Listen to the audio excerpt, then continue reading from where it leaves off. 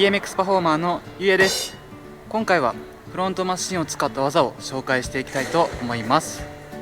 フロントマシンバコチャリって言うんですけど BMX のパーツで作ったおもちゃです。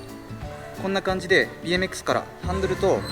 ステム、フォーク、ホイールを取ってこうやって組み合わせたら作れます。今回はこれを使って何個か技をやっていきたいと思います。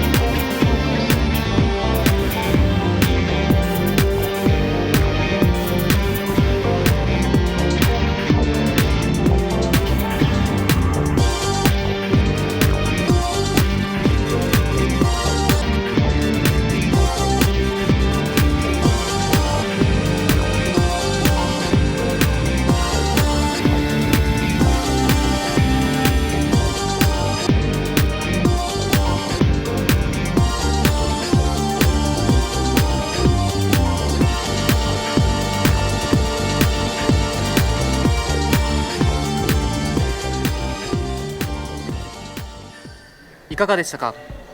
今回はこの BMX から作ったおもちゃフロントマシンを使った技を紹介しました。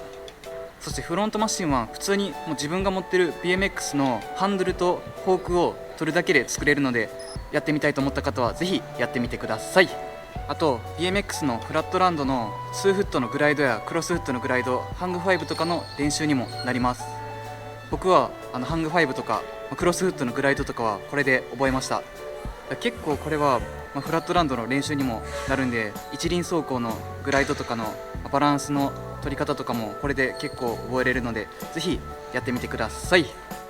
そしてこれからもめちゃくちゃ分かりやすい How to や BMX の面白い動画をどんどん上げていきます。